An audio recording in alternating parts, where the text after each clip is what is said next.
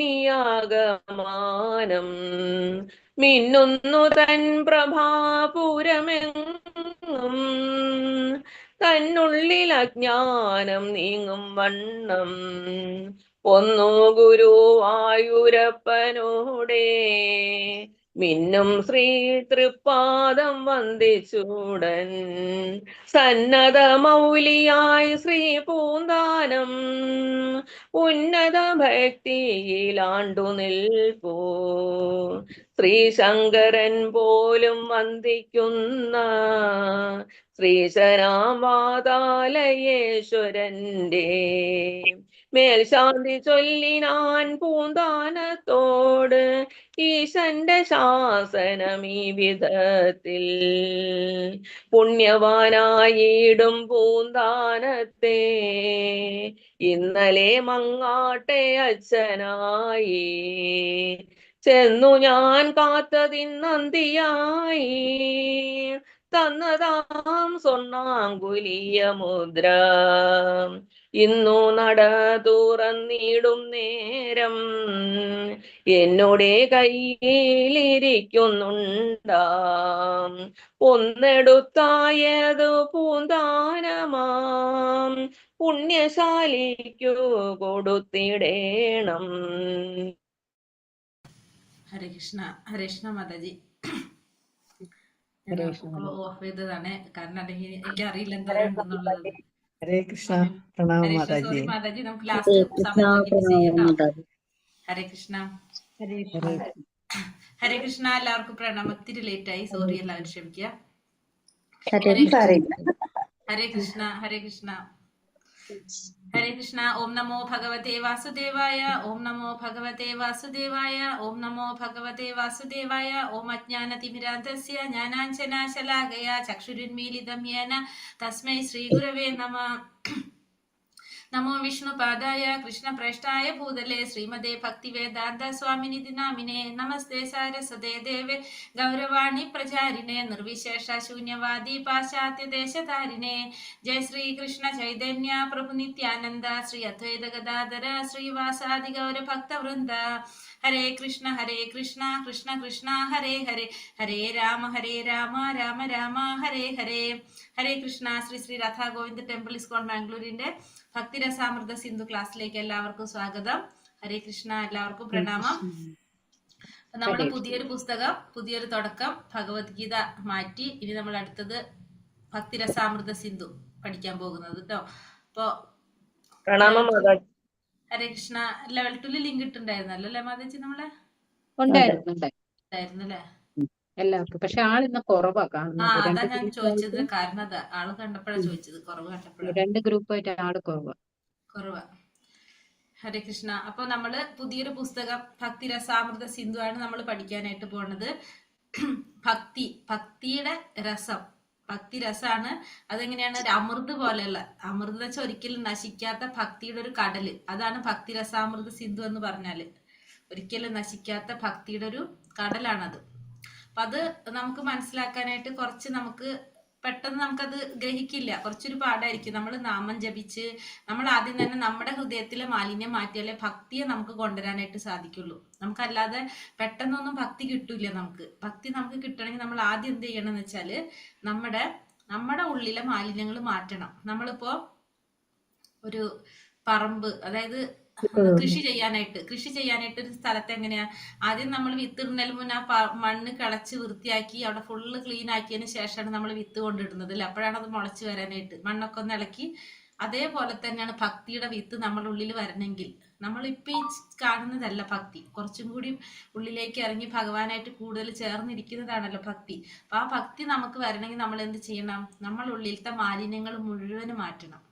നമ്മുടെ ഉള്ളിൽ കുറെ മാലിന്യങ്ങളുണ്ട് അല്ലേ? അത് നമുക്കറിയാലോ ഇരുന്നിട്ട്. അപ്പൊ എന്തൊക്കെയാണ് നമ്മുടെ ഉള്ളിൽ കാണുന്ന മാലിന്യങ്ങൾ പൊതുവായിട്ട് പറയുന്നത്? മോഹം, മതം, മാത്സല്യം അല്ലെ?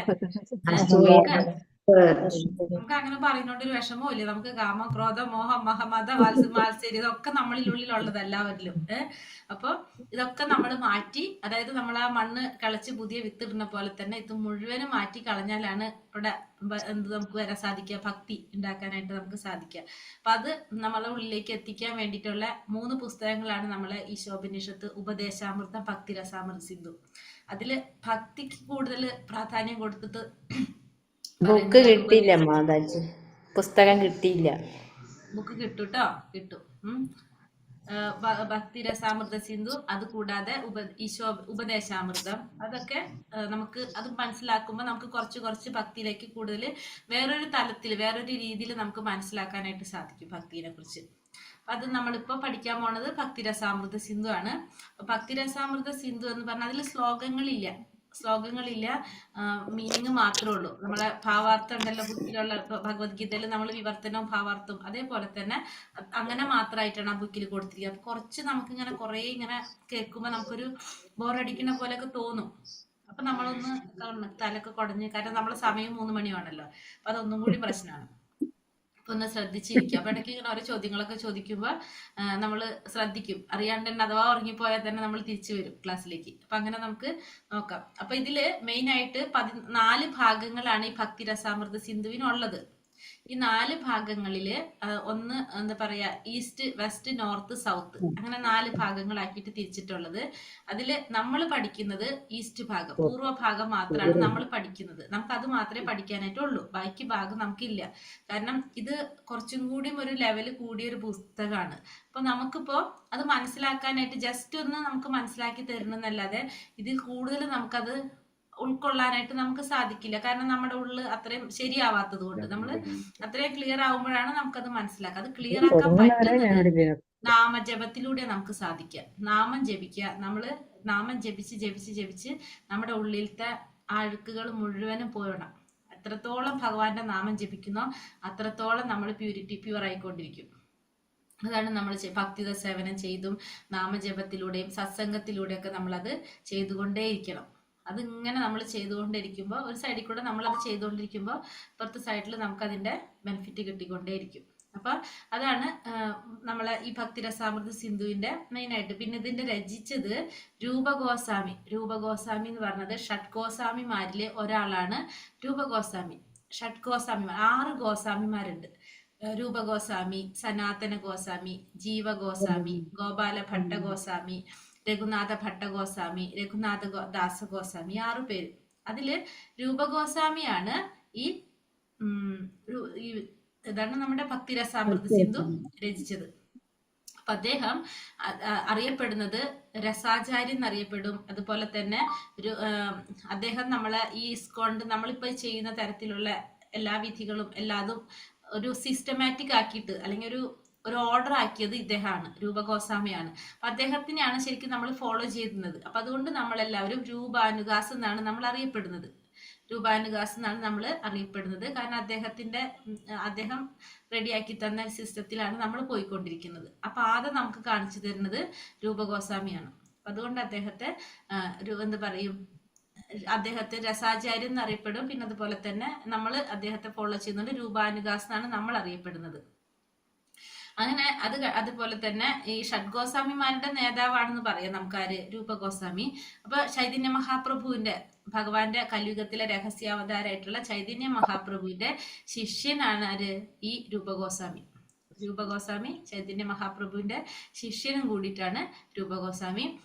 അപ്പൊ അദ്ദേഹം നമുക്ക് ഈ തന്നിരിക്കുന്ന 10 ദിവസം കൊണ്ടാണ് പ്രയാഗ്രാജിൽ വെച്ച്, അലഹാബാദിലെ പ്രയാഗ്രാജിൽ വെച്ചിട്ട് ഭഗവാൻ ചൈതന്യ മഹാപ്രഭു കൊടുത്ത ഉപദേശങ്ങളാണ്, ഈ 10 ദിവസം കൊണ്ട് കൊടുത്ത നിർദ്ദേശങ്ങൾ അല്ലെങ്കിൽ ഉപദേശങ്ങളാണ് ഈ ഭക്തിരസാമൃത സിന്ധു ആയിട്ട് ഈ ഒരു കടല് പോലത്തെ ഒരു സംഭവം നമുക്ക് തന്നിരിക്കുന്നത്. അദ്ദേഹം കൊടുത്ത ഈ ഉപദേശങ്ങൾ ചൈതന്യ മഹാപ്രഭു ആകെ നമുക്കൊരു ശിക്ഷാഷ്ടകം എന്ന പേരിൽ 8 ശ്ലോകങ്ങൾ മാത്രമേ നമുക്ക് തന്നിട്ടുള്ളൂ. ബാക്കി എല്ലാതും രൂപഗോസ്വാമിയാണ് ചെയ്തത്. രൂപഗോസ്വാമിക്ക് ചൈതന്യ മഹാപ്രഭു കൊടുത്ത ഉപദേശങ്ങൾ ചൈതന്യ മഹാപ്രഭു കൊടുത്ത ഉപദേശങ്ങളാണ് നമുക്ക് ഇപ്പൊ ഈ ഭക്തിരസാമൃത സിന്ധു, ലളിത മാധവ, വിദഗ്ധ മാധവ, അങ്ങനെ കുറെ ബുക്ക്, എനിക്ക് തോന്നുന്നു ഏകദേശം 4 ലക്ഷത്തോളം ശ്ലോകങ്ങളൊക്കെ ആയിട്ടുള്ള അങ്ങനത്രത്തോളം രൂപഗോസ്വാമിയുടെ രചനകളുണ്ട്. അതെല്ലാതും ആര് പറഞ്ഞതിന്റെ ആര് കൊടുത്ത നിർദ്ദേശങ്ങളാണ്?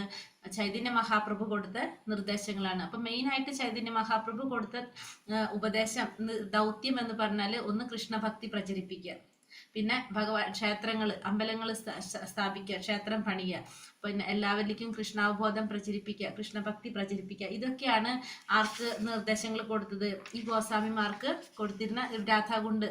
ഇന്നത്തെ പോലെ ആ രാധാകുണ്ട് കണ്ടുപിടിച്ച് തന്നതൊക്കെ ഷഡ്ഗോസ്വാമിമാരാണ്. മഹാപ്രഭു പറഞ്ഞു കൊടുത്തു, അതിനനുസരിച്ച് അവര് ആ മഹാപ്രഭുവിന്റെ നിർദ്ദേശത്തിനനുസരിച്ച് ഇവര് പ്രവർത്തിക്കുകയാണ് ചെയ്തത്. അപ്പൊ ഈ ഷഡ്ഗോസ്വാമിമാർക്ക് ശരിക്കും ഭയങ്കര ഒരു റോള് എന്തിൽ വരുന്നുണ്ട്? നമ്മുടെ ഈ പരമ്പരയില് ഇന്നത്തെ കാര്യത്ത് ഇത് രീതിയിലാക്കാനുള്ളതിൽ വരുന്നുണ്ട് ഷഡ്ഗോസ്വാമിമാർക്ക്. അപ്പൊ ഈ 6 ഗോസ്വാമിമാർ ആരൊക്കെയാണെന്ന് നമുക്കറിയണം.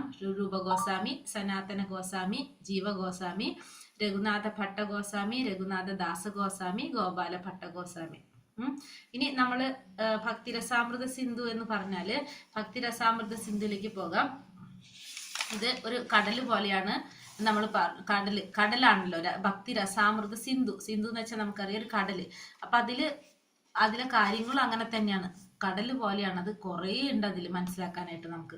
അപ്പൊ നമുക്ക് കുറച്ച് കാര്യങ്ങൾ അതിൽ നിന്ന് ഒരു തുള്ളി കിട്ടിയാലും നമുക്ക് ഭയങ്കര ഹാപ്പി ആയിരിക്കും. കാരണം ആ തുള്ളി കിട്ടിയാലും നമുക്ക് ഭയങ്കര സംഭവമായിരിക്കും അത്. കാരണം ആ തുള്ളി, അമൃതിന്റെ ഒരു തുള്ളി കിട്ടിയാൽ മതിയല്ലോ, അല്ലെ? നമുക്കറിയാം അമൃത് ഭഗവാൻ എന്താണ് പറയാ, പാലാഴി കടഞ്ഞ് അമൃതിന്റെ ഒരു ഇത് കുറച്ച് കിട്ടിയിട്ടുള്ള എല്ലാവർക്കാണ്. അസുരന്മാരുണ്ടായിരുന്നല്ലേ രാഹും കേതു, അല്ലെ? രാഹും കേതുമായിട്ട് വരുന്നത് കാരണം അറിയാതെ ഭഗവാൻ എന്നിട്ട് അപ്പോഴേക്കും അവരെ കഴുത്തറുത്തു. പക്ഷെ ആ അമൃത് കുടിച്ചൊറ്റ കാരണം കൊണ്ടാണ് രാഹുവും കേതും നമുക്ക് എന്താ പറയാ, അസുരന്മാരാണെങ്കിലും അവർക്ക് മരണമില്ലാതെ വരുന്നത്, അല്ലെ? അപ്പൊ അത് നമുക്കറിയാവുന്നതാണ്. അപ്പൊ അമൃത് എന്ന് പറഞ്ഞൊരു തുള്ളി കിട്ടിയാൽ മതി നമുക്ക്.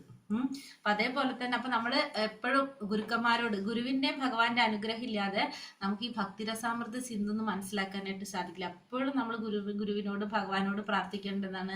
നമുക്ക് അവരെ നമുക്ക് എന്താണ് ഒരു ഭക്തി, നമുക്ക് ആ പരമ്പരയിൽ കണക്ട് ആവാനും നമുക്കൊരു ഭക്തി ഉണ്ടാക്കി തരാനും, ഒരിക്കലും ഭഗവാനെ മറക്കാതെ അല്ലെങ്കിൽ ഭഗവാനെ ഓർക്കാതെ ഒരു സമയം പോലും നമുക്ക് ഉണ്ടാവാതിരിക്കാൻ, അതിനാണ് നമ്മൾ എന്നും പ്രാർത്ഥിക്കേണ്ടത്. ഭഗവാനെ മറക്കാനും പാടില്ല, ഭഗവാൻ എപ്പോഴും ഓർക്കുകയും വേണം. 2 തരത്തിൽ പറയണം. നമ്മള് ഒരിക്കലും ഭഗവാനെ മറക്കരുത്, എപ്പോഴും ഭഗവാൻ ഓർക്കണം. രണ്ടും ഒന്ന് തന്നെയാണ്. പക്ഷെ അങ്ങനെ നമ്മൾ ചിന്തിക്കണം എപ്പോഴും. അങ്ങനെ ആയിരിക്കണം നമ്മൾ എപ്പോഴും പ്രാർത്ഥിക്കേണ്ടത്. അപ്പൊ നമുക്ക് ഇത് രൂപഗോസ്വാമി, ഇത് അദ്ദേഹത്തിന്റെ സഹോദരനായിട്ടുള്ള സനാതന ഗോസ്വാമി, സഹോദരനാണ് സനാതന ഗോസ്വാമി. സനാതന ഗോസ്വാമിക്കാണ് ഇത് സമർപ്പിക്കുന്നത്. പിന്നെ ശ്രീലപ്രഭുപാദരാണ് നമുക്കിത് വ്യാഖ്യാനം ചെയ്തിരിക്കുന്നത്. ശ്രീലപ്രഭുപാദർ അദ്ദേഹത്തിന്റെ ഗുരുവിന്റെ നിർദ്ദേശപ്രകാരമാണ് ഭക്തിരസാമൃത സിന്ധു രചിക്കുന്നത്. അപ്പൊ ഭക്തിരസാമൃത സിന്ധു അദ്ദേഹത്തിന്റെ ഗുരുവായിട്ടുള്ള ഭക്തി സിദ്ധാന്ത സരസ്വതി ഗോസ്വാമി മഹാരാജിനാണ് അദ്ദേഹം സമർപ്പിക്കുന്നത്. അപ്പോൾ ഇതില് പറയുന്നത് ഭക്തിയെക്കുറിച്ചും പ്രേമഭക്തിയെക്കുറിച്ചും സാധനാ ഭക്തിയെക്കുറിച്ച്, സാമാന്യ ഭക്തിയെക്കുറിച്ചൊക്കെയാണ് പറയുന്നത്. നമുക്ക് ഓരോ അധ്യായത്തിലൂടെ അത് പോകുമ്പോൾ നമുക്ക് പറഞ്ഞു പോകാം. അപ്പൊ 1ാമത്തെ അധ്യായത്തിലേക്ക് നമ്മൾ പോകാണ്. ഇത്രയാണ് ജസ്റ്റ് ഒന്ന് പറയാം. മനസ്സിലായി പറഞ്ഞത്? പുതിയവർക്ക് മനസ്സിലായോ? കുറച്ച് മനസ്സിലായി. ഓക്കെ, നിങ്ങൾക്ക് എന്തായാലും മാനേജ് എടുത്തു തരും ഒന്നും കൂടി കേട്ടോ. കുറച്ച് നമുക്ക് ഇത്തിരി സമയം പിടിക്കും, കാരണം ഭഗവത്ഗീത കഴിഞ്ഞിട്ട് നമ്മൾ കയറുന്നതല്ല. അപ്പൊ നമുക്ക് കുറച്ച് പിടിക്കും. നിങ്ങൾക്കൊരു ഗുണം ഇതാണ്, നിങ്ങളിപ്പോ ഇതിൽ കേട്ടോന്ന് കുറച്ച് പരിചയമായിട്ട് നിങ്ങൾ അവിടെ ചെല്ലുമ്പോൾ മാതാജി പറയുമ്പോൾ നിങ്ങൾക്ക് ഇത്തിരി കൂടി എളുപ്പത്തിൽ മനസ്സിലാവും. ഹരേ കൃഷ്ണ. അപ്പൊ നമ്മള് 1ാമത്തെ അധ്യായത്തിലേക്ക് പോകാം. 1ാമത്തെ അധ്യായത്തിൽ നമ്മള് 12 രസങ്ങളുണ്ട് ഇതില്. ഈ അവതാരികയില് 12 രസങ്ങളെ കുറിച്ച് പറയുന്നുണ്ട്. നമ്മള് 12 രസത്തിൽ ആദ്യത്തെ 5 രസം നമുക്ക് പരിചയമുണ്ട്, നമ്മൾ ഭഗവത്ഗീതയിൽ പഠിക്കുന്നുണ്ട്. ശാന്തം, ദാസ്യം, സഖ്യം, വാത്സല്യം, മാധുര്യം. ഇല്ലേ, അറിയുന്നുണ്ടോ? ശാന്തം, ദാസ്യം, സഖ്യം, വാത്സല്യം, മാധുര്യം, 5 രസങ്ങൾ നമ്മൾ പഠിച്ചിട്ടുണ്ട്. അറിയില്ലേ? അറിയാവോ? ഇല്ലെങ്കിൽ പ്രൈമറി രസങ്ങള്. അതെ, പ്രൈമറി രസങ്ങൾ ആദ്യത്തെ 5 ശാന്തം, ദാസ്യം, സഖ്യം, വാത്സല്യം, മാധുര്യം. അത് കഴിഞ്ഞിട്ട് 7 സെക്കൻഡറി രസങ്ങൾ കൂടിയുണ്ട്. അത് ഏതൊക്കെയാണെന്ന് വെച്ചാല് ഏതൊക്കെയാണ്? ഭയാനകം, ഹാസ്യം, കരുണം, ഭയാനകം, വീരം, വീരത്വം, അത്ഭുതം, രൗദ്രം. മിനിറ്റ് ഞാൻ പറയട്ടെ. ഹാസ്യം, കരുണം, ഭയാനകം, വീരം, ഭീഭത്സം, അത്ഭുതം, രൗദ്രം. ഹാസ്യം, കരുണം, ഭയാനകം, വീരം, ഭീഭത്സം, അത്ഭുതം, രൗദ്രം.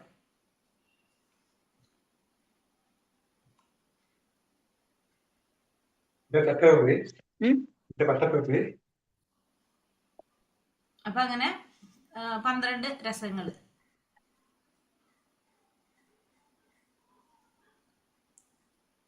രണ്ടാമത്തെ എന്താ പറഞ്ഞ?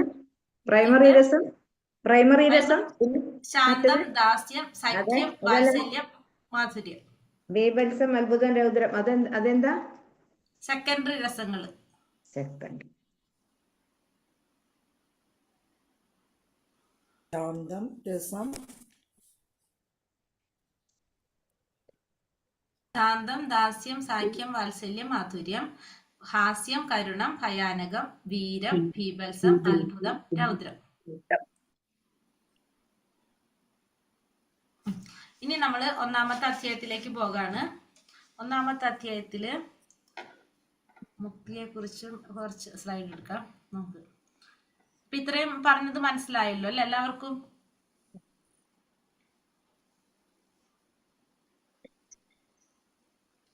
മാതാജി ആകെ 11 കിട്ടുന്നുള്ളൂ. ശാന്തം, ദാസ്യം, സഖ്യം, വാത്സല്യം, മാധുര്യം. 1 2 3 4 5 ഹാസ്യം 5 ഹാസ്യം കൂടെ ഉണ്ട്. ഹാസ്യം. ഹാസ്യം, 12 കിട്ടി. ഭക്തിരസാമൃത സിന്ധു അധ്യായം 1 പരിശുദ്ധ സേവനത്തിന്റെ ലക്ഷണങ്ങൾ. അത് 1-ാമത്തെ ഭക്തിയുടെ സേവനത്തിന്റെ ലക്ഷണങ്ങളെ കുറിച്ച് പറയുന്നതാണ്.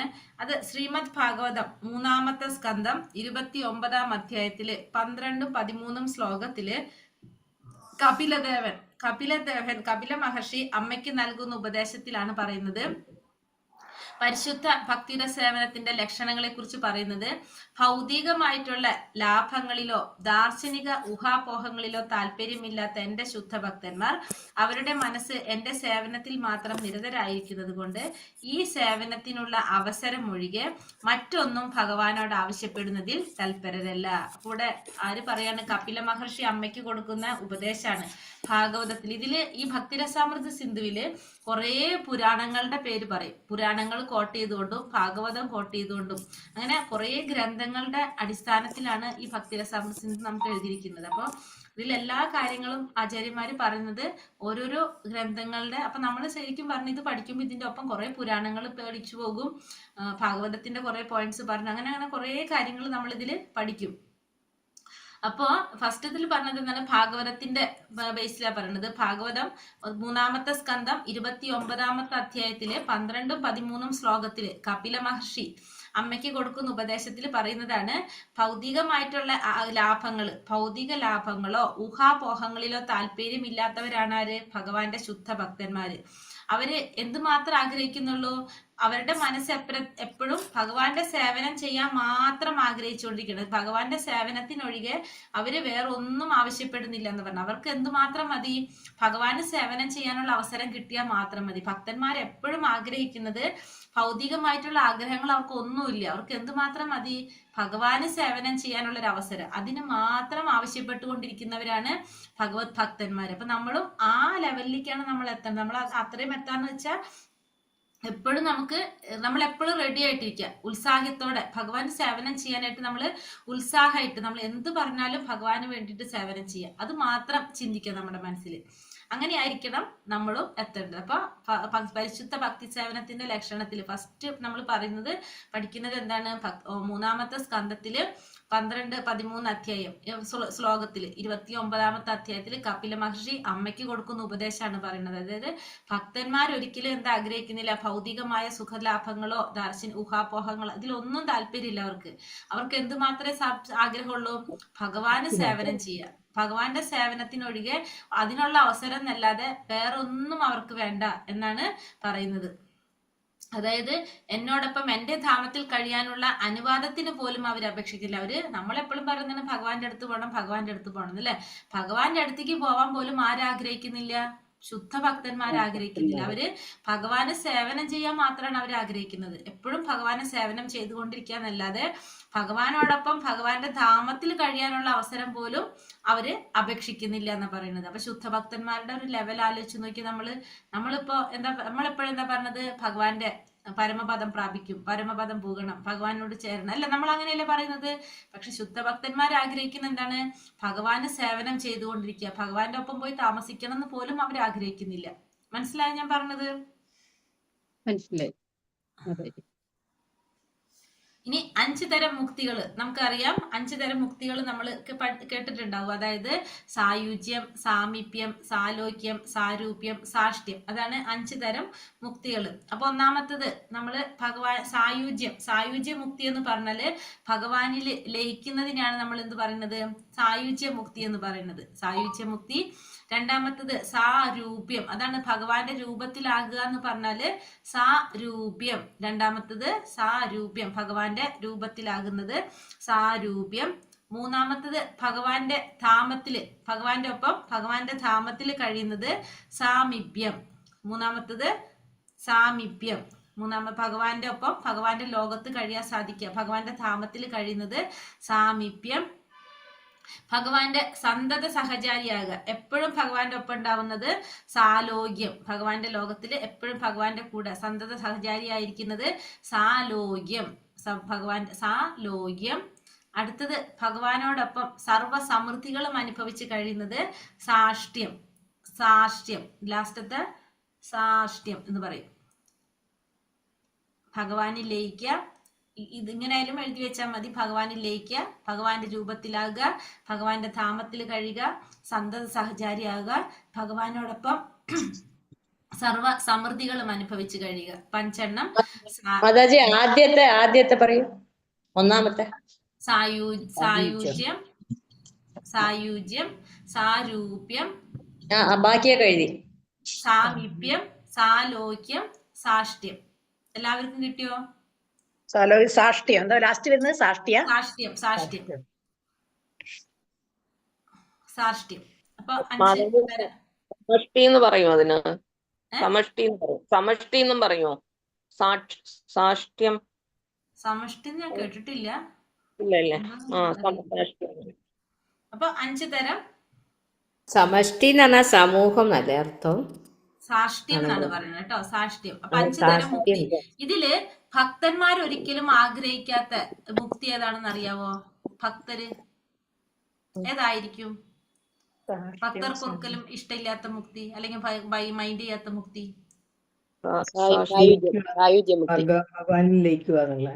ഭഗവാനിലേക്ക് എന്തുകൊണ്ടാണ് അത് ഭക്തർ ഇഷ്ടപ്പെടാത്തത്? അത്രയും ഭഗവാൻ തന്നെ സേവിച്ചുകൊണ്ടിരിക്കാൻ വേണ്ടിയിട്ട് സേവനാണ് ചെയ്യേണ്ടത്. അപ്പോ ഭഗവാൻ ലയിച്ചാ പിന്നെ ഭഗവത് സേവനം ചെയ്യാൻ പറ്റില്ലല്ലോ. അതുകൊണ്ടാണ്. അത് ഒന്ന്. വേറൊരു കാര്യമുണ്ട്, മെയിൻ ആയിട്ടുള്ള ഒരു കാര്യം. നമ്മള് ഭഗവത്ഗീതയില് പരമസത്യത്തെ പ്രാപിക്കാൻ 3 ഭാവങ്ങൾ പഠിച്ചിട്ടില്ലേ? ഏതാണ്? ബ്രഹ്മം, പരമാത്മാ, ഭഗവാൻ. ഓർമ്മയുണ്ടോ? ബ്രഹ്മം, പരമാത്മാ, ഭഗവാൻ. ഓർമ്മയുണ്ട്. അതില് ബ്രഹ്മം എന്ന് പറഞ്ഞാൽ എന്താണ്? ഭഗവാന്. ഏത് ഭാവമാണ് നമ്മൾ പറയുന്നത്? പരമസത്യത്തിന്റെ 3 ഭാവത്തില് ബ്രഹ്മം, പരമാത്മാ, ഭഗവാൻ. അതില് ബ്രഹ്മം എന്ന് പറഞ്ഞാല് എന്താണ്?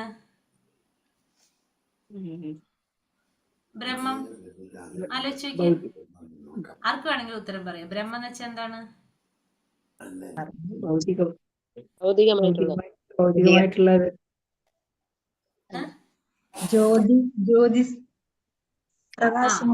പ്രകാശം. പ്രകാശം. ഒന്നും കൂടി അത് മുഴുവനാക്കിയേ. ജ്യോതി. എന്ന് വെച്ചാല് അത് പറഞ്ഞിട്ട് പോകാം നമുക്ക്.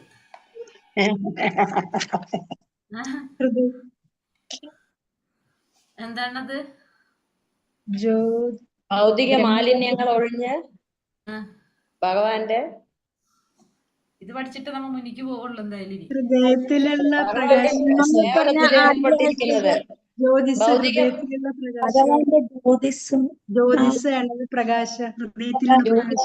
ഭഗവാന്റെ രൂപത്തെ കാണാൻ കഴിയുന്നില്ല, അത് കണ്ട് കിട്ടാൻ വേണ്ടി.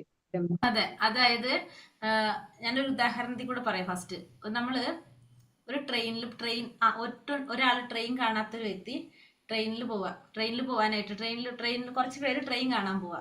അപ്പൊ ആദ്യത്തെവര് റെയിൽവേ സ്റ്റേഷനിലേക്ക് പോയിട്ട് അവിടെ നിന്നിട്ട് പറയാണ്, അപ്പൊ ഒരു രാത്രി ട്രെയിൻ വരാണ്. അപ്പൊ ഫുള്ള് ട്രെയിനിന്റെ വെളിച്ചുണ്ടല്ലോ, ലൈറ്റ് ഇട്ട്.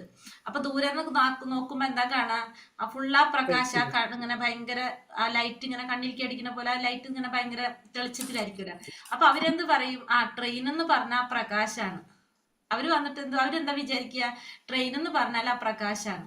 അപ്പൊ അവര് ദൂരം നോക്കിയപ്പോ ആ ട്രെയിൻ കണ്ടു, ട്രെയിൻ എന്ന് പറഞ്ഞ ഒരു പ്രകാശാണെന്ന് അവർക്ക് മനസ്സിലായി അല്ലേ. തിരിച്ചുപോയി. അടുത്ത കൂട്ടർ വന്നു ട്രെയിൻ കാണാനായിട്ട്. അപ്പൊ അവര് വന്നപ്പോ അവര് കുറച്ചു നേരം കൂടി അവിടെ നിന്നു. അപ്പൊ ആ ട്രെയിൻ അടുത്തേക്ക് വന്നപ്പോ അവർക്ക് എന്ത് മനസ്സിലായി, കുറെ ബോക്സ് ഇങ്ങനെ അടക്കി വെച്ചിരിക്കുന്ന ഒരു പെട്ടിയാണെന്ന് അവർക്ക് മനസ്സിലായി. രണ്ടാമത്തെ കൂട്ടർക്ക്, അവര് കുറച്ചും കൂടി അടുത്ത് കണ്ടല്ലോ ട്രെയിന്. അപ്പൊ രണ്ടാമത്തെ കൂട്ടർക്ക് മനസ്സിലായി ട്രെയിൻ എന്ന് പറഞ്ഞാല് കുറെ ഇങ്ങനെ ബോക്സുകൾ ഇങ്ങനെ അടക്കി വെച്ചിരിക്കുന്നതാണ്. അവരും ചെന്നിട്ട് എന്ത് പറഞ്ഞു, ആ ഞങ്ങളും ട്രെയിൻ കണ്ടു. അപ്പൊ ഫസ്റ്റ് കൂട്ടർ ട്രെയിൻ എന്ന് പറഞ്ഞാൽ അവർക്ക് എന്താ മനസ്സിലായത്, ഒരു ഭയങ്കര പ്രകാശമാണ് ട്രെയിൻ, അത്ര അറിയുള്ളൂ. രണ്ടാമത്തെ കൂട്ടർ വന്നപ്പോ അവര് പറഞ്ഞു, അല്ല പ്രകാശം മാത്രല്ല, അതെന്താണ് കുറച്ച് പെട്ടികൾ അടക്കി വെച്ചിരിക്കുന്നതാണെന്ന്. കഴിഞ്ഞു.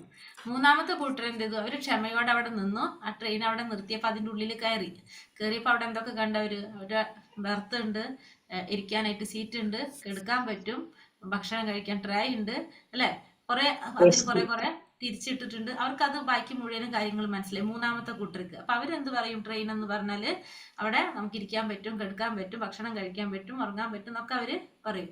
ഈ മൂന്ന് കൂട്ടരും ട്രെയിൻ കണ്ടു, പക്ഷെ മൂന്ന് രീതിയിലാണ് അവർക്ക് മനസ്സിലായത്. ഇപ്പൊ ക്ലിയർ ആയല്ലോ നിങ്ങൾക്ക്? അപ്പൊ അതായത് അപ്പൊ നമ്മള് ഭഗവാനെ മൂന്ന് സത്യത്തിൽ, ആ പരമസത്യത്തെ മൂന്ന് ഭാവത്തിൽ നമുക്ക് അറിയാൻ സാധിക്കും. ആദ്യത്തെ കൂട്ടര് ഭഗവാനെ അറിയുന്നത് പരമസത്യത്തെ പ്രകാശ രൂപത്തിലാണ് അറിയുന്നത്. ഭഗവാന്റെ ആ ഒരു ബ്രഹ്മജ്യോതിയായിട്ട്, പ്രകാശമായിട്ട്. അതായത് ഭഗവാന്റെ ശരീരത്തിൽ വരുന്ന പ്രകാശം മാത്രം. അതായത് നമുക്ക് മനസ്സിലാക്കാം, ഫസ്റ്റ് ഭഗവാൻ പ്രത്യക്ഷപ്പെടുമ്പോ നമ്മൾ സിനിമയിലൊക്കെ കണ്ടിട്ടില്ലേ, ഫസ്റ്റ് എന്താണ് ഒരു പ്രകാശം വന്നിങ്ങനെ വരും അല്ലെ. അതിനുശേഷം ആ പ്രകാശത്തിൽ നിന്നാണ് ഒരു രൂപം വരുന്നത്. നമ്മൾ ആ പ്രകാശം കൊണ്ട് ഭഗവാനാണെന്ന് ചിന്തിച്ച് നമുക്ക് ആ പ്രകാശം മാത്രമേ അറിയുള്ളൂ, നമുക്ക് ആ രൂപം കാണുന്നില്ല നമ്മള്. പക്ഷെ എന്നിട്ട് നമ്മൾ ക്ഷമയോടെ കാത്തു നിൽക്കുമ്പോഴാണ് അതിൽ നിന്നൊരു രൂപം വരുന്നത് ആണല്ലോ. എന്നിട്ട് ആ രൂപത്തില് പിന്നെ നമ്മൾ ക്ഷമയോടെ കാത്തു നിൽക്കുമ്പോൾ അതിന്റെ ഉള്ളിൽ നമുക്ക് അറിയാൻ സാധിക്കും. അപ്പൊ ആ ഫ്രണ്ടിൽ എപ്പോഴും എന്താണ് ഭഗവാന്റെ ആ പ്രകാശാണ്. എന്നിട്ടും നമ്മൾ ക്ഷമയോടെ നമ്മൾ ഇരിക്കുമ്പോഴാണ് അതിന്റെ പിന്നില് ചതുർബാഹുവായിട്ടുള്ള പരമാത്മാവിനെ അറിയാൻ സാധിക്കുന്നത്. എന്നിട്ടും നമ്മൾ ക്ഷമയോടെ ഇരിക്കുമ്പോഴാണ് സച്ചിദാനന്ദ സ്വരൂപനായിട്ടുള്ള ഭഗവാനെ നമുക്ക് മനസ്സിലാക്കാൻ സാധിക്കുന്നത്. അപ്പൊ ഈ പറഞ്ഞ പോലെ ഭഗവാനൊരു രൂപമില്ല എന്ന് വിശ്വസിക്കുന്നവരായിരിക്കും ആര്, ആദ്യത്തെ കൂട്ടർ, ബ്രഹ്മത്തിൽ ലയിക്കുന്നവർ. അതായത് ട്രെയിൻ എന്ന് പറഞ്ഞാൽ അവരെ സംബന്ധിച്ച് ഒരു വെളിച്ചം മാത്രമേ ഉള്ളൂ. അവർ ട്രെയിൻ കാണുന്നില്ല. അവര് അവിടെ ക്ഷമയോടെ നിന്നാലല്ലേ അവർക്ക് ട്രെയിൻ കാണാൻ സാധിക്കുള്ളൂ.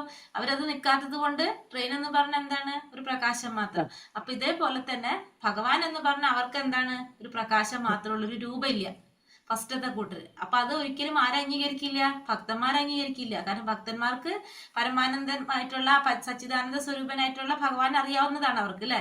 അതൊരിക്കലും ആര് ഉൾക്കൊള്ളില്ല, അവർക്ക് കേൾക്കാൻ പോലും തയ്യാറാവില്ല ആര്, ഭക്തന്മാരൊരിക്കലും ബ്രഹ്മം. അപ്പൊ ഫസ്റ്റ് നമുക്ക് മനസ്സിലാക്കാം, ബ്രഹ്മേതി പരമാത്മേതി ഭഗവാനീതി ശബ്ദതേ എന്നാണ് ഭാഗവതത്തിൽ പറയുന്നത്. അപ്പൊ ഫസ്റ്റ് ബ്രഹ്മമായിട്ടും പരമാത്മാവായിട്ടും ഭഗവാനായിട്ടും നമുക്ക് അറിയാനായിട്ട് സാധിക്കും. അപ്പൊ പരമസത്യം ആ ായിട്ടുള്ള സത്യത്തെ നമുക്ക് മനസ്സിലാക്കാം. അപ്പൊ ഫസ്റ്റ് ബ്രഹ്മമായിട്ട് മനസ്സിലാക്കുന്നവര് ഒരു പ്രകാശം, ഭഗവാന്റെ ചുറ്റു വരുന്ന പ്രകാശം മാത്രമേ അവർ കാണുന്നുള്ളൂ. അവർക്ക് അതിന്റെ ഉള്ളിലിരിക്കുന്ന പരമാത്മാവിനെയോ ഭഗവാനെയോ അവർ അറിയുന്നില്ല. പിന്നെ വീണ്ടും നമ്മൾ ക്ഷമയോടെ ഇരിക്കുമ്പോഴാണ് നമുക്ക് എന്ത് മനസ്സിലാക്കാൻ സാധിക്കുന്നത്, അതിന്റെ ഉള്ളിലുള്ള പരമാത്മാവിനെ. അപ്പൊ രണ്ടാമത്തെ കൂട്ടര് പരമാത്മാവായിട്ട് അറിയും. അതെങ്ങനെയാണ് അറിയുന്നത്, ഫസ്റ്റത്തെ നമ്മള് പറഞ്ഞു, ഈ പറഞ്ഞ പോലെ മായാവാദികള്, അതല്ലെങ്കിൽ ഭഗവാൻ ഒരു രൂപമില്ല എന്ന് വിചാരിക്കുന്നവരൊക്കെയാണ് ഭഗവാന്റെ ഫസ്റ്റത്തെ ബ്രഹ്മത്തിൽ ലയിക്കുന്നത് ഭഗവാന്റെ. അത് കഴിഞ്ഞിട്ട് രണ്ടാമത്തെവര് നമ്മൾ പഠിക്കുന്ന വെച്ചാല് ധ്യാനത്തിലൂടെ, കുറെ വർഷങ്ങള് ധ്യാനത്തിലൂടെയൊക്കെയാണ് നമുക്ക് എന്ത് സാധിക്കുന്നത്, രണ്ടാമത്തെ സാക്ഷാത്കാരം, പരമാത്മാ സാക്ഷാത്കാരം നേടുന്നത്. കുറെ വർഷങ്ങള് ചിലപ്പോ ജന്മങ്ങൾ എടുക്കാം. അവര് ധ്യാനത്തിലൂടെ ആയിരിക്കും ആ പരമാത്മാവിനെ, അവർക്ക് ഇഷ്ടമുള്ള ഭഗവാന്റെ ഒരു രൂപം ധ്യാനിച്ച് ആ പരമാത്മാവിനെ സാക്ഷാത്കരിക്കാൻ ശ്രമിക്കുന്നതാണ് രണ്ടാമത്തെ സാക്ഷാത്കാരമായിട്ടുള്ള പരമാത്മാ സാക്ഷാത്കാരം. മൂന്നാമത്തതാണ് എന്ത്, ഭഗവത് സാക്ഷാത്കാരം, സച്ചിദാനന്ദ സ്വരൂപനായിട്ടുള്ള ഭഗവാൻ. അത് ഭക്തിയുടെ സേവനത്തിലൂടെ ഭക്തന്മാരാണ് സാക്ഷാത്കരിക്കുന്നത്. മൂന്നാമത്തെ. അപ്പൊ നമ്മള് ഈ 5 തരം മുക്തിയില് ഫസ്റ്റത്തെ മുക്തി സായുജ്യ മുക്തി. ആ സായുജ്യ മുക്തി എന്ന് പറഞ്ഞാൽ അപ്പൊ എന്താണ്? ഈ ബ്രഹ്മത്തിൽ ലയിക്കുക. അതാണ് സായുജ്യ മുക്തി എന്ന് പറയുന്നത്. ആ ബ്രഹ്മത്തിൽ ലയിക്കുമ്പോ അവർക്ക് എന്താ അറിയുന്നില്ല, ആ വെളിച്ചത്തിലേക്കാണ് അവർ ലയിക്കുന്നത് അല്ലെ. അപ്പൊ അതിന്റെ ഉള്ളിലുള്ള ഭഗവാനെ, പരമാത്മാവിനൊന്നും അവർക്ക് അറിയാൻ സാധിക്കുന്നില്ല. അപ്പൊ അവരോട് ഭഗവാൻ എങ്ങനെയാന്ന് ചോദിച്ചാൽ അവരെന്താ പറയാ? പ്രകാശാണെന്നേ പറയുള്ളൂ. ഇപ്പൊ ഫസ്റ്റ് ട്രെയിൻ കാണാൻ പോയാ കുട്ടരെ പോലെ അവരോട് ട്രെയിൻ ചോദിച്ചാൽ അവരെന്താ പറയാ? പ്രകാശം. അവര് സമ്മതിക്കൂല. അതിന് ബോക്സുകൾ ഉണ്ടെന്നോ അല്ലെങ്കിൽ അതില് കുറെ റൂമുകൾ ഉണ്ടെന്നോ അവര് സമ്മതിക്കില്ല. പക്ഷെ അവർക്ക് എന്താ അറിയുള്ളൂ? അവർക്ക് ആ പ്രകാശം മാത്രമേ അറിയുള്ളൂ. അപ്പൊ അങ്ങനെയാണ്. അപ്പൊ പക്ഷെ റൂം ഉള്ളു കണ്ടവര് പറയൂ ട്രെയിൻ എന്ന് പറഞ്ഞ പ്രകാശാണെന്ന് അവര് സമ്മതിച്ചു കൊടുക്കും? അവരും സമ്മതിക്കില്ലോട്ട് അല്ലെ. ഭക്തന്മാർ അങ്ങനെയുള്ളവർ. അപ്പൊ ഭക്തന്മാർ ഒരിക്കലും സായുജ്യമുക്തി ചിന്തിക്കുന്ന പോലും ഇല്ല. അവർക്കത് ഉൾക്കൊള്ളാൻ പോലും പറ്റില്ല. കാരണം ഭഗവാൻ ഒരു രൂപം ഉണ്ടെന്ന് അവർക്കറിയാം. മനസ്സിലായോ? സായുജ്യമുക്തിനി മറക്കുവോ? സായുജ്യമുക്തി എന്ന് പറഞ്ഞാല് അപ്പൊ ഏതാണ്? ഭഗവാന്റെ ആ പ്രകാശത്തിൽ ലയിക്കുന്നതാണ് സായുജ്യമുക്തി എന്ന് പറയുന്നത്. രണ്ടാമത്തത് നമ്മൾ പറഞ്ഞു സായുജ്യം, പിന്നെ സാമീപ്യം, സാലോക്യം, സാരൂപ്യം, സാഷ്ട്യം. അപ്പൊ അത് ഭഗവാന്റെ കൂടെ ധാമത്തിൽ വസിക്കുന്നത്, ഭഗവാന്റെ രൂപത്തിൽ വസിക്കുന്നത്, പിന്നെ ഭഗവാന്റെ ഐശ്വര്യങ്ങൾ ഉണ്ടാകുന്നത്, പിന്നെ ഭഗവാന്റെ ലാസ്റ്റ് സാഷ്ട്യം അല്ലെ പറഞ്ഞത്? സാലോക്യം, സന്തത സഹജായിരിക്കുന്നത്. അപ്പൊ അത്രേ 5 തരത്തില് മുക്തി. ഈ 5 തരത്തിൽ നമുക്ക് മുക്തി നേടാനായിട്ട് സാധിക്കും. പക്ഷെ ഭക്തന്മാരെന്തോ ആഗ്രഹിക്കുന്നില്ല? ഈ മുക്തി ആരാഗ്രഹിക്കുന്നില്ല? ഭക്തന്മാർ ആഗ്രഹിക്കുന്നില്ല. കാരണം അവർക്ക് എന്താ ഇഷ്ടം എപ്പോഴും? കാരണം മുക്തി കിട്ടി കാര്യമില്ലല്ലോ. അവർക്ക് ഇഷ്ടം ഭഗവാന് സേവനം ചെയ്യാന്ന് മാത്രമാണ്. അവർക്ക് എപ്പോഴും ഭഗവാന്റെ സേവനം ചെയ്യാന്ന് മാത്രമല്ലാതെ വേറെ അവരൊന്നും ആഗ്രഹിക്കുന്നില്ല. ഇത്രയും മനസ്സിലായോ എല്ലാവർക്കും? മനസ്സിലായി. ഇനി നമുക്ക് പറയാനുള്ളത് ഈ ഭക്തിയുത സേവനത്തിന്റെ 6 സവിശേഷതകളാണ്. 6 ഈ ഭക്തിയുത സേവനം ചെയ്യുന്നതിന്. അപ്പൊ നമ്മൾ ഈ ഭക്തിയുത സേവനം എന്ന് കുറെ ആയിട്ട് കേൾക്കുന്നുണ്ട് അല്ലെ. അപ്പൊ ഈ ഭക്തിയുത സേവനം ചെയ്യുന്നതിന്റെ സവിശേഷ ഗുണങ്ങൾ അല്ലെങ്കിൽ സവിശേഷതകൾ എന്തൊക്കെയാണെന്നാണ് നമ്മൾ പറയുന്നത്. ഈ അധ്യായത്തില് ഈ 6 ഗുണങ്ങളാണ് പറയുന്നത്. 6 തരത്തില് 6 പ്രത്യേകതകളാണ് പറയുന്നത് ഭക്തിയുത സേവനം ചെയ്യുന്നതിന്റെ. ഈ 6 ഗുണങ്ങളാണ് ഈ അധ്യായം മുഴുവനും ഓരോരോ പോയിന്റ് എക്സ്പ്ലെയിൻ ചെയ്ത് പോയിരിക്കുന്നതാണ് ഈ അധ്യായം. ഒന്നാമത്തെ അധ്യായത്തിൽ വലിയ അധ്യായമാണ്. അതില് ഈ പോയിന്റ്സ് തന്നെ എക്സ്പ്ലെയിൻ ചെയ്തിട്ട് പോകുന്നതാണ് ഒന്നാമത്തെ അധ്യായം. അപ്പൊ ഒന്നാമത്തെ അധ്യായം പഠിക്കുമ്പോൾ നിങ്ങൾ വിചാരിക്കുന്നത് ഭയങ്കര പാടാണ്. കാരണം ഇത് മനസ്സിലാക്കാൻ കുറച്ച് പാടാണ്. അപ്പൊ അങ്ങനെയല്ല. ഇത് നമ്മളൊന്ന് പുതിയ ബുക്കും എല്ലാ തരത്തിലും പുതിയതായത് കൊണ്ടുള്ളൊരു ചെറിയൊരു ബുദ്ധിമുട്ടുണ്ടാകും. മനസ്സിലാവണില്ല എന്ന് വെച്ചാൽ അപ്പ ചോദിച്ചോളൂ കേട്ടോ, പറഞ്ഞുതരാം. അപ്പൊ 6 സവിശേഷതകള്. ഇതിൽ ശ്ലോകം ഇല്ല എന്ന് ഞാൻ പറഞ്ഞല്ലോ. ഇതിന്റെ ശ്ലോകം ഇല്ല, പക്ഷെ ഇതിന്റെ മീനിങ് മാത്രമേ നമ്മളിൽ തന്നിട്ടുള്ളൂ.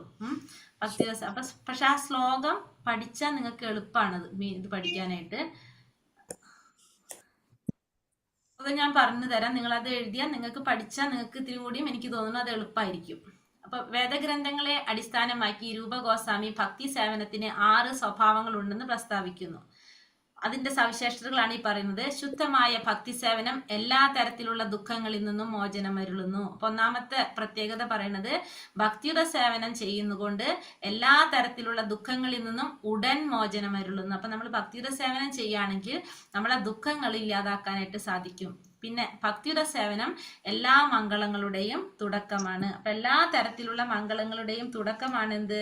ഭക്തിയുടെ സേവനം എന്ന് പറയുന്നത് നമുക്ക് മംഗളങ്ങളുടെ തുടക്കമാണ്. മൂന്നാമത്തെ, ഇത് ഒരാളെ സ്വയം അതീന്ദ്രിയ ആനന്ദത്തിൽ എത്തിക്കുന്നു. അപ്പൊ ഇത് ഒരാളെ എന്തിലേക്ക് എത്തിക്കാണ്? അതീന്ദ്രിയമായ ആനന്ദത്തിൽ എത്തിക്കുന്നതാണ് ശുദ്ധമായ ഭക്തിയുടെ സേവനം എന്ന് പറയുന്നത്. നാലാമത്തത്, പരിശുദ്ധമായ ഭക്തിയുടെ സേവനം വളരെ വിരളമായി മാത്രം ലഭിക്കുന്നതാണ്. അപ്പൊ ഇത് വളരെ വിരളമായിട്ട് മാത്രമാണ് നമുക്ക് എന്ത് ലഭിക്കുന്നത്? ശുദ്ധമായ ഭക്തിയുടെ സേവനം ലഭിക്കുന്നത്. പിന്നത്തത്, ശുദ്ധമായ ഭക്തിയുടെ സേവനത്തിൽ നിരതരായിരിക്കുന്നവർ മോക്ഷം പോലും ആഗ്രഹിക്കുന്നില്ല. അവരെന്ത് പോലും ആഗ്രഹിക്കുന്നില്ല? ഭക്തിയുടെ സേവനം ചെയ്യുന്നവര് മോക്ഷം പോലും അവര് ആഗ്രഹിക്കുന്നില്ല. ശ്ലോകമല്ല, ശ്ലോകം ഞാൻ പറഞ്ഞുതരാം. പരിശുദ്ധ ഭക്തി സേവനം മാത്രമാണ് കൃഷ്ണനെ ആകർഷിക്കാനുള്ള മാർഗം. അപ്പൊ ഭഗവാൻ ആകർഷിക്കാനായിട്ടുള്ള ഒരേ ഒരു മാർഗം എന്ത് മാത്രമാണ്?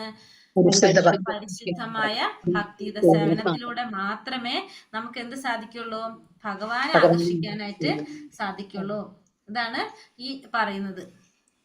ഇതില് നമ്മള് ഈ 6 പോയിന്റ് ആണ് ഇനി നമുക്ക് വരുന്നത്. ഈ 6 പോയിന്റ് തന്നെ എക്സ്പ്ലെയിൻ ചെയ്തിട്ടാണ് നമ്മൾ ഈ അധ്യായം പോകുന്നത്.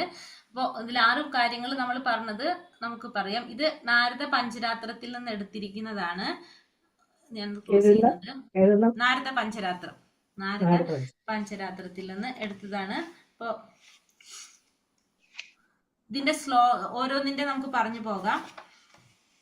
ഒന്നാമത്തത് പറയുന്നത് പരിശുദ്ധമായ, നിങ്ങളൊരു കാര്യം ചെയ്തോളൂ, ഞാൻ ഈ പറയുന്ന വേർഡ് എഴുതിയെടുത്തോളൂ കേട്ടാ.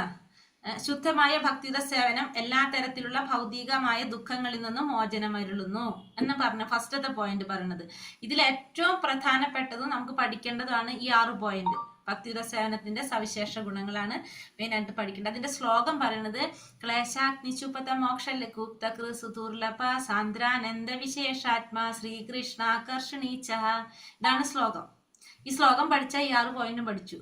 അതിലുള്ളതാണ് ഈ 6 പോയിന്റ്. അപ്പൊ ഒന്നാമത്തത് ഭക്തിയുടെ സേവനം എല്ലാ തരത്തിലുള്ള ഭൗതിക ദുഃഖങ്ങളിൽ നിന്നും മോചനം വരുള്ളൂ. ഒന്നാമത്തെ നമ്മൾ പറഞ്ഞെന്താണ്?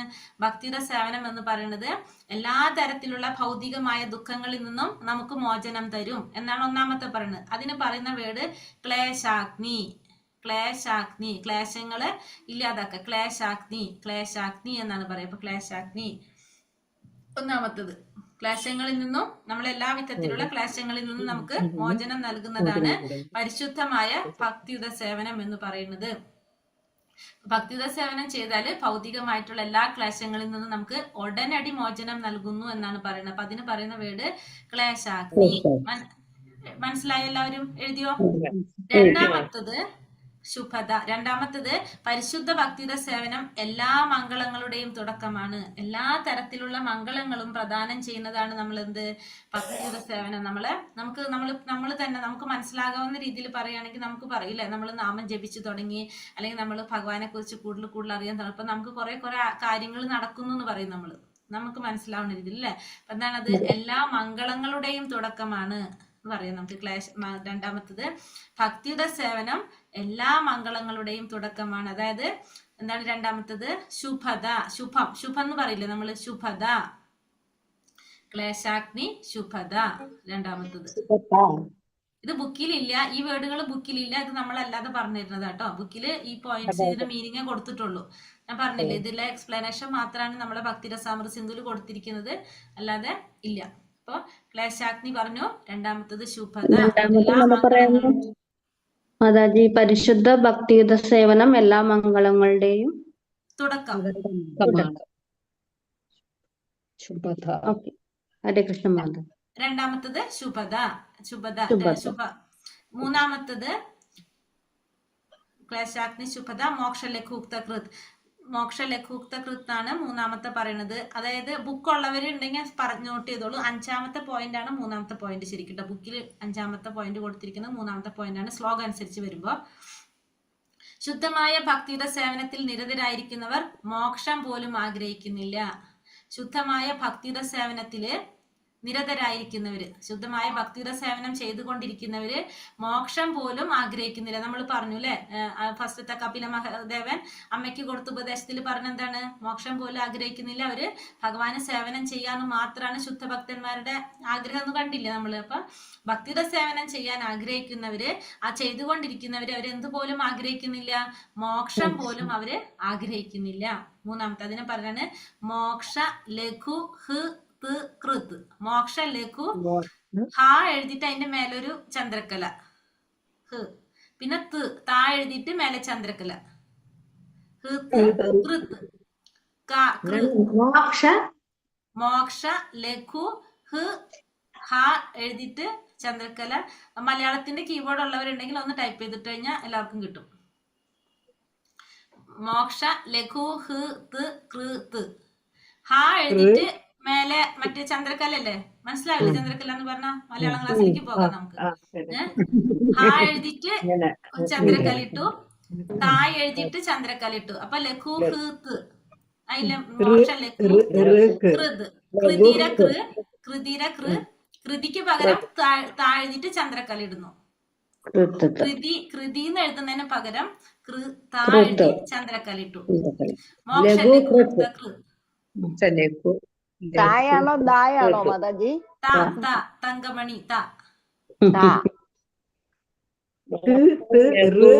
ആണ്. അല്ലേ? ഇത് പഠിച്ചിരിക്കാം നമുക്ക്. മോക്ഷ ലഘു അത് വായിക്കാൻ പഠിക്കാൻ കുറച്ച് പാടാ നമുക്ക്. മോക്ഷ ലഘു അത് മലയാളത്തിൽ എഴുതി ഒന്ന് കാണിച്ചാലും മതിയല്ലോ മാതാജി. അതാണ് ഞാൻ പറഞ്ഞത്. മലയാളം കീബോർഡ് ആരെങ്കിലും ഉണ്ടെങ്കിൽ ചെയ്യാനായിട്ട്. അല്ല, പേന വെച്ചിട്ട് എഴുതിയിട്ടേ, റൈറ്റിംഗില് കീബോർഡിലല്ലാതെ ജസ്റ്റ് ഒന്ന് ക്യാമറയിൽ കാണിക്കാം. കാണിച്ചു കഴിഞ്ഞാൽ തിരിച്ചല്ലേ വരുള്ളൂ. ഞാൻ എത്തി കാണിച്ചാലും കറക്റ്റ് ആയിട്ട് കാണില്ലല്ലോ. അപ്പൊ കണ്ണാടി വെച്ച് നോക്കണം, മിറർ വെച്ചിട്ട് നോക്കണം. അന്നേരം അല്ല, ഞാൻ ഈ പറയുമ്പോ മനസ്സിലാക്കാൻ പറ്റുന്നില്ലേ? മോക്ഷ ലഘു, മോക്ഷ ലഘു കറക്റ്റ് ആയിട്ട് കിട്ടിയല്ലോ. അത് കഴിഞ്ഞിട്ട് ഹാ എഴുതാ. ഹാ ദേവടെ മാതാജി കാണിക്കുന്നു, സ്മിത മാതാജി കാണിക്കുന്നുണ്ട്. കണ്ടോ മാതാജി? ചാറ്റ് ബോക്സിൽ ഇട്ടിട്ടുണ്ട്. ഉഷ മാതാജി ചാറ്റ് ബോക്സിൽ.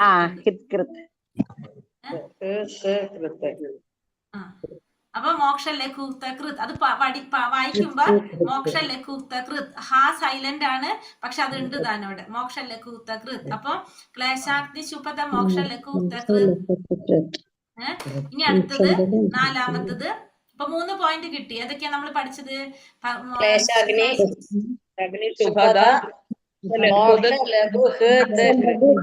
മോക്ഷ ലഘു തകൃത്.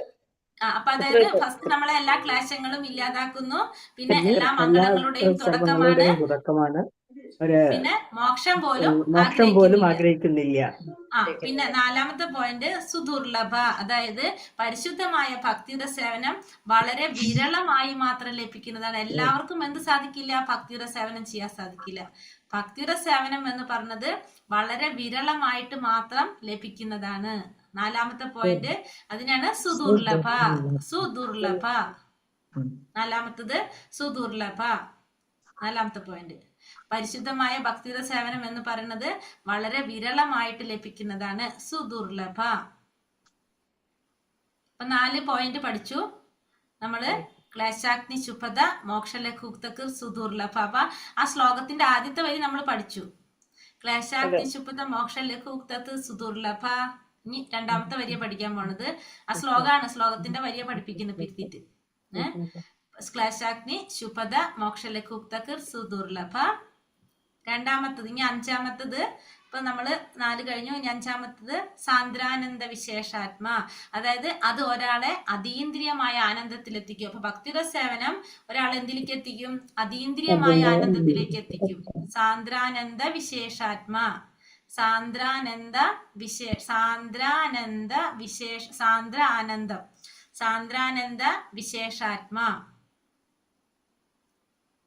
സാന്ദ്രാനന്ദ വിശേഷാത്മാ എന്നാ പറയുന്നത്.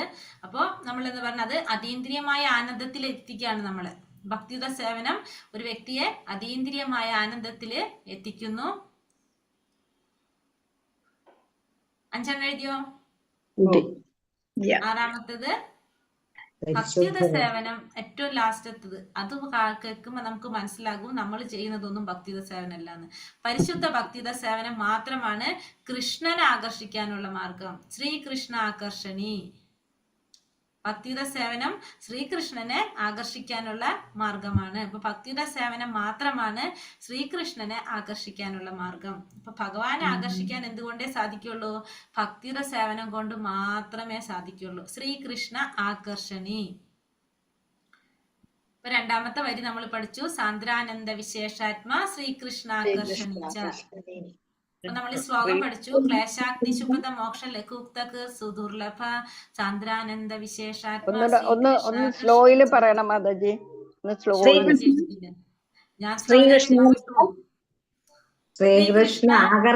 ആകർഷണി. ശ്രീകൃഷ്ണനെ ആകർഷിക്കുന്നതാണ് ശ്രീകൃഷ്ണ ആകർഷണി. ഇത് പഠിക്കാൻ ബുദ്ധിമുട്ടുള്ളവര് അല്ല, ഈ പോയിന്റ് അല്ലാതെ പഠിച്ചാൽ മതി കേട്ടോ. ഈ വേർഡ് കിട്ടണില്ലെങ്കിൽ അത് പഠിച്ചാൽ മതി. ഇത് പഠിച്ച ഗുണ ശ്ലോകം നമ്മൾ പഠിക്കും. ആ ശ്ലോകത്തിന്റെ ഇതുണ്ടോ മാതാജി? ഇല്ല മാതാജി, ഇല്ല. ശ്ലോകത്തിന്റെ ബുക്കില് നമുക്ക് കൊടുത്തിട്ടില്ലാത്തതുകൊണ്ട് നമ്മള് ഞാനൊന്നുകൂടി പറയട്ടെ. ഫാൻ ഇട്ടില്ല ഈ ചൂടത്തൊന്നിരുന്നു. മ്യൂട്ട് എന്നിട്ട് പറഞ്ഞു. ഞാന് ഒന്നും കൂടി പറയട്ടെ. ക്ലേശാഗ്നി ശുഭദ. ഇന്നൊക്കെ ഹോംവർക്ക് ആയില്ല അവർക്ക് ഇത് പഠിക്കിരുന്നിട്ട് ശുഭത മോക്ഷലേക്ക് ഉത്തക് സുദുർലഭ സാന്ദ്രാനന്ദ വിശേഷാത്മ ശ്രീകൃഷ്ണ ആകർഷണി. അതായത് ഫസ്റ്റ് നമ്മൾ പറഞ്ഞ ക്ലേശാഗ്നി, അതായത് ഭക്തിയുടെ സേവനത്തിന്റെ സവിശേഷതകളാണ് നമ്മൾ പഠിക്കുന്നത്. ഭക്തിയുടെ സേവനം ചെയ്യുന്നത് കൊണ്ട് ഗുണങ്ങൾ അല്ലെങ്കിൽ അതിന്റെ സവിശേഷതകൾ എന്തൊക്കെയാണെന്നാണ് നമ്മളിപ്പോൾ മനസ്സിലാക്കുന്നത്. ഈ 6 പോയിന്റ് ഇതില് ഫസ്റ്റ് പ്രധാനപ്പെട്ടതാണ് ഈ 6 പോയിന്റ്. ഇത് പരീക്ഷയ്ക്ക് ക്വസ്റ്റ്യൻ ഉണ്ടാകും ഈ 6 എണ്ണം കേട്ടോ, ആദ്യമേ പറയാം. അപ്പൊ ഇത് ഫസ്റ്റത്തെ നമ്മൾ പറഞ്ഞു ക്ലേശാഗ്നി, അതായത് നമ്മുടെ എല്ലാ വിധത്തിലുള്ള ഭൗതിക ദുഃഖങ്ങളിൽ നിന്നും നമുക്ക് മോചനം നൽകുന്നതാണ്, ക്ലേശങ്ങള് ഇല്ലാതാക്കുന്നതാണ്. അഗ്നി എങ്ങനെയാണ് എല്ലാത്തിനും എരിച്ചു കളയുന്നതാണ് അഗ്നി അല്ലെ. അപ്പൊ നമ്മുടെ ക്ലേശങ്ങൾ മുഴുവൻ ഇല്ലാതാക്കും. അപ്പൊ ഭക്തിയുത സേവനം ചെയ്തുകൊണ്ടിരിക്കുകയാണെങ്കിൽ നമ്മൾ പോലും അറിയാതെ ഐസുരുകണ പോലെ നമ്മൾ എല്ലാ തരത്തിലുള്ള ക്ലേശങ്ങളും ഇല്ലാതെ നമ്മുടെ തലവര വരെ മാറ്റാനായിട്ട് സാധിക്കുന്ന പറയില്ല, ജാതകത്തിൽ നമ്മളെ അതിന്റെ വരകളും മുഴുവനും മാറ്റാനായിട്ട് ഇതുകൊണ്ട് സാധിക്കും. നമ്മൾ നാമജപം കൊണ്ട് സാധിക്കുന്നു പറഞ്ഞു. അപ്പൊ ഭക്തിയുടെ സേവനം എന്ന് വെച്ചിട്ടുണ്ടെങ്കിൽ അതിനേക്കാൾ അപ്പുറത്താണ് ഭക്തിയുടെ സേവനം. അപ്പൊ ഭക്തിയുടെ സേവനം നമ്മളെ ക്ലേശങ്ങള് ഇല്ലാതാക്കാനായിട്ട് സാധിക്കുന്നതാണ്. ഒന്നാമത്തത് ഉടനെ മോചനം വരുന്നു. രണ്ടാമത്തത് ഭക്തിയുടെ സേവനം എല്ലാ മംഗളങ്ങളുടെയും തുടക്കമാണ്. എല്ലാ മംഗളങ്ങളുടെയും തുടക്കമാണ് എന്ത്? ഭക്തിയുടെ സേവനം എന്ന് പറയുന്നത്. അതാണ് ശുഭത. ശുഭം നമ്മൾ കണ്ടിട്ടില്ലേ? ശുഭത എല്ലാ മംഗളങ്ങളുടെയും തുടക്കമാണ് ശുഭത. മോക്ഷ ലഘുക്തകൃതം. മൂന്നാമത്തത് എന്താണ്? ശുദ്ധമായ ഭക്തിയുടെ സേവനത്തിൽ നിരതരായിരിക്കുന്നവര് മോക്ഷം പോലും ആഗ്രഹിക്കുന്നില്ല. അവരെന്ത് ആഗ്രഹിക്കുന്നില്ല? നമ്മൾ 5 തരത്തിലുള്ള മോക്ഷം, മുക്തി നമ്മൾ പഠിച്ചു. സായുജ്യം, സാമീപ്യം, സാലൂക്യം, സാരോപ്യം, സാഷ്ട്യം. ഭക്തന്മാര് ഭഗവാന്റെ ധാമത്തിൽ പോയി താമസിക്കാൻ പോലും അവരാഗ്രഹിക്കുന്നില്ല. അവരെന്ത് മാത്രം ആഗ്രഹിക്കുന്നുള്ളൂ? ഭഗവാന് സേവനം ചെയ്യാന്ന് മാത്രമാണ് അവർ ആഗ്രഹിക്കുന്നത്. അപ്പൊ അതുകൊണ്ട് അവരെന്തും ആഗ്രഹിക്കുന്നില്ല, മോക്ഷം പോലും ആഗ്രഹിക്കുന്നില്ല. മോക്ഷ ലഘു മോക്ഷ ലഘുക്ത കൃത്. സ്പീഡ് കൂടുണ്ട് ഇപ്പൊ പറയുന്നത്, ഓക്കെ ആണോ? മോക്ഷ ലഘുക്ത കൃത്, മോക്ഷം പോലും ആഗ്രഹിക്കുന്നില്ല. ഇനി നാലാമത്തത് ഭക്തിയുടെ സേവനം വളരെ ദുർലഭമായിട്ടാണ് കിട്ടുന്നത്. ഭക്തിയുടെ സേവനം എങ്ങനെയാണ് പറഞ്ഞത്? വളരെ വിരളമായിട്ട് ലഭിക്കുന്നതാണ്. സുദുർലഭ, വളരെ ദുർലഭമായിട്ടാണ് നമുക്കത് കിട്ടുന്നത്. ഭക്തിയുടെ സേവനം ചെയ്യാനായിട്ട് എല്ലാവർക്കും സാധിക്കില്ല, എല്ലാവർക്കും അവസരം കിട്ടില്ല. അത് വളരെ ദുർലഭമായിട്ടുള്ളതാണ്. ഇനി ആ ഭക്തിയുടെ സേവനം നമ്മുടെ അതീന്ദ്രിയമായ ആനന്ദത്തിൽ എത്തിക്കുന്നു. 5ാമത്തെ പോയിന്റ്, ഭക്തിയുടെ സേവനം അതീന്ദ്രിയമായ ആനന്ദത്തിൽ എത്തിക്കുന്നു. സാന്ദ്രാനന്ദ വിശേഷാത്മ, അതാണ് സാന്ദ്ര ആനന്ദ വിശേഷാത്മ. ഇത് നമ്മളെ അതീന്ദ്രിയമായ ആനന്ദത്തിൽ എത്തിക്കുന്നു. 6ാമത്തത് ശ്രീകൃഷ്ണനെ ആകർഷിക്കും. ഭക്തിയുടെ സേവനം മാത്രമാണ് ശ്രീകൃഷ്ണൻ ആകർഷിക്കാനുള്ള ഒരേ ഒരു മാർഗം. ഭക്തിയുടെ സേവനം മാത്രമാണ് ശ്രീകൃഷ്ണൻ ആകർഷിക്കാനുള്ള മാർഗം. അതാണ് ശ്രീകൃഷ്ണ ആകർഷണി.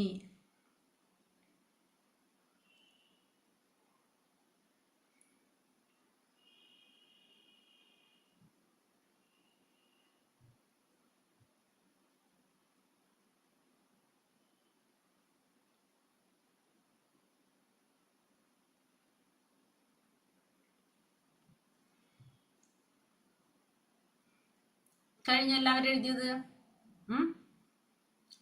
അപ്പൊ ഇത് ഭക്തിയുത സേവനത്തിന്റെ 6 സവിശേഷ ഗുണങ്ങൾ, ലക്ഷണം നമുക്ക് പറയാവുന്നതാണിത്.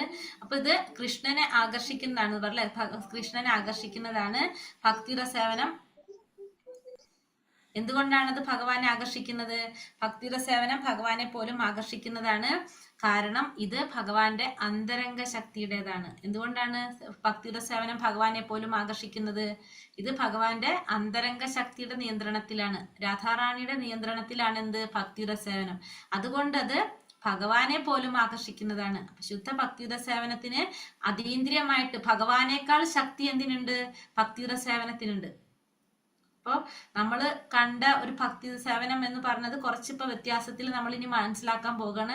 ഇപ്പൊ നമ്മളിപ്പോ നാമം ജപിക്കുന്നതും ഇതൊന്നും ചെയ്യുന്നത് ഭക്തിയുടെ സേവനം അല്ല എന്നുള്ളതിലേക്കാണ് നമ്മൾ പോയിക്കൊണ്ടിരിക്കുന്നത്. ഇപ്പൊ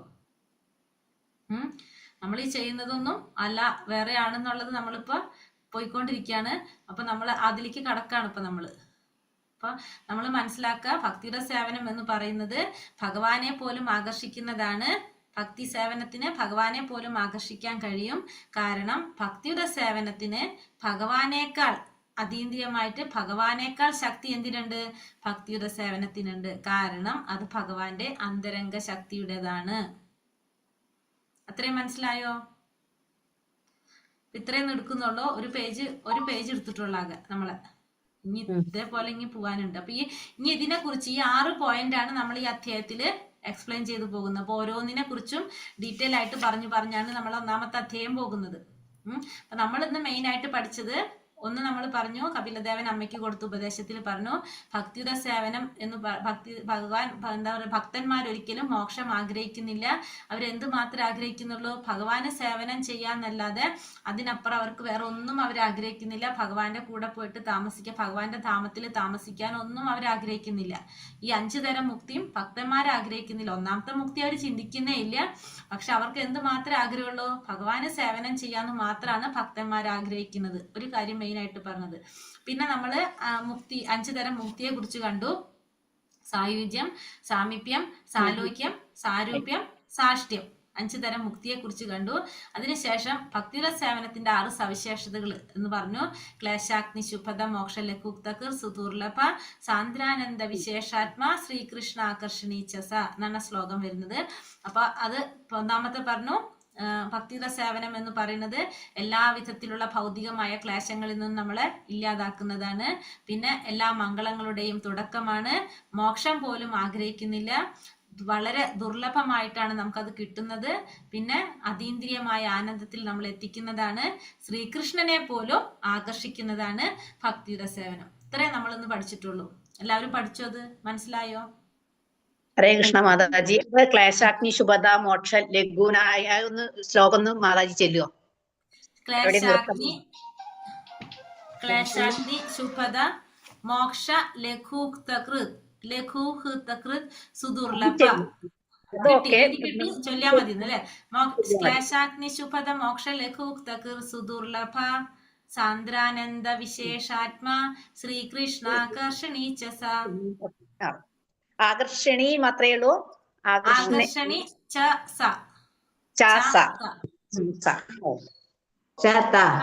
ശരി. ഭക്തിരസാമൃത സിന്ധുവില് ശരിക്കും 17ാമത്തെ ശ്ലോകാണിത്. പക്ഷെ നമ്മളെ ബുക്കില് ശ്ലോകങ്ങൾ ഇല്ലാത്തത് കൊണ്ട് 17ാമത്തെ ശ്ലോകാണ് ശരിക്കും.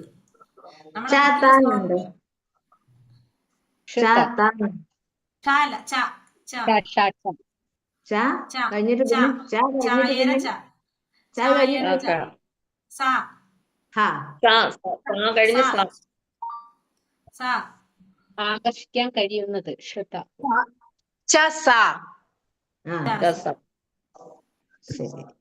അപ്പൊ ഈ ശ്ലോകം 17ാമത്തെ ശ്ലോകമാണ് ശരിക്കും നമ്മളെ ഭക്തിരസാമൃത സിന്ധുവിലെ. പക്ഷെ നമ്മൾക്ക് ശ്ലോകം ഇല്ലാത്തത് കൊണ്ട് നമ്മള് ഇതിപ്പോ വേറെ ബുക്കുകളിൽ നിന്ന് പറഞ്ഞിട്ടുള്ളത്, നമ്മൾ പഠിച്ചിട്ടുള്ളത് നമ്മൾ നിങ്ങൾക്ക് പറഞ്ഞിരുന്നുള്ളത്. നമ്മളെ ബുക്കിൽ അതില്ല. ദുസുദർലഭ സാന്താനന്ദ വിശേഷാത്മാ ശ്രീകൃഷ്ണാകർഷണീ. അത്ര തന്നെ. ഹരേ കൃഷ്ണ. ചായയാണ് മാതാജി, ഷായല്ല കേട്ടോ. ലക്ഷ്മി മാതാജി ചായയും ചായയും. ഹരേ കൃഷ്ണ.